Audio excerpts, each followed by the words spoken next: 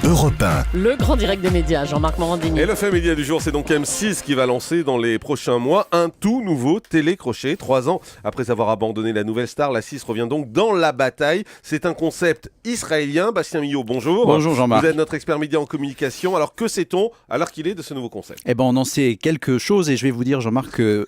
Si vous m'aviez dit on n'en sait rien, je vous aurais dit merci, au revoir. hein. Ce que je voulais vous dire d'emblée, bonne intro. voilà, c'était aujourd'hui, je suis très en forme. Et je voulais vous dire d'emblée que je vous sentais d'humeur musicale cette semaine, puisque après m'avoir fait plancher hier sur les difficultés des gagnants des télécrochets, aujourd'hui vous me faites les nouveaux C'est vrai. télécrochets. Donc je m'exécute. Et demain, les évidemment. ex. Voilà, et demain vous en saurez encore plus. Et il faut que nos auditeurs sachent qu'actuellement se déroule à Cannes le MIPCOM, vous savez, ce marché international des programmes audiovisuels, qui est le grand rassemblement médiatique où toutes les boîtes de prod font leurs emplettes et les chaînes également, en achetant des programmes ou des formats étrangers qui sont susceptibles d'arriver sur nos écrans.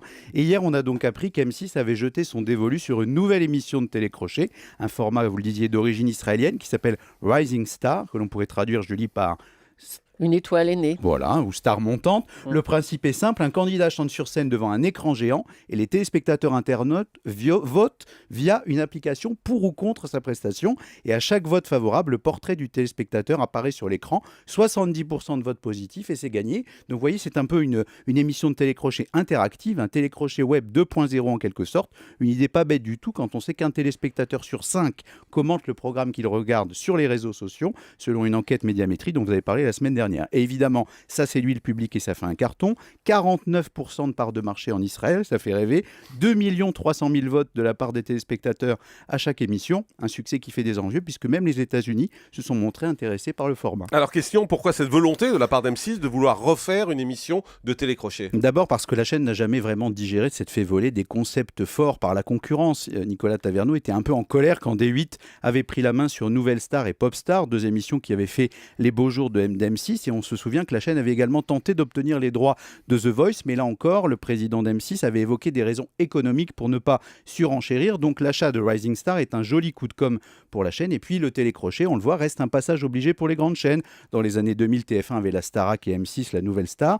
Quand on obtient ce genre de format pour une chaîne, eh bien on passe un peu dans la cour des grands. C'est ce qu'ont essayé de faire avec succès pour la Nouvelle Star D8 et puis avec un peu moins de chance la Starac sur Énergie 12. Donc bref, la multiplication des télécrochets, ça déstabilise les téléspectateurs, il faut en être conscient et parfois on peut frôler l'overdose, mais en tout état de cause, ça reste un concept fort. Alors la question qu'on se pose ce matin, c'est est-ce que ça a une chance de marcher? Ah bah écoutez, si on en juge par le succès en Israël, évidemment, ça mérite d'être tenté. Un programme de télévision et de télécrochet qui frôle les 49% de part de marché, en France, je pense que les chaînes disent comme Jean-Marc Généreux, j'achète. En plus, les candidats sont toujours présents pour les télécrochets. Romain Ambro, hier, était à la conférence de presse de la Nouvelle Star. Eh bien, le jury a auditionné, tenez-vous bien, plus de 10 000 prétendants. Donc, il y a encore de la matière, mais attention aux écueils. M6 se souvient de sa tentative ratée avec X Factor. Il faut être attentif au choix de l'animateur. Et puis, évidemment, éviter de se mettre en concurrence avec une autre chaîne pour que les téléspectateurs ne saturent pas. Donc, il va falloir être minutieux sur le programme, mais on va dire qu'on le verra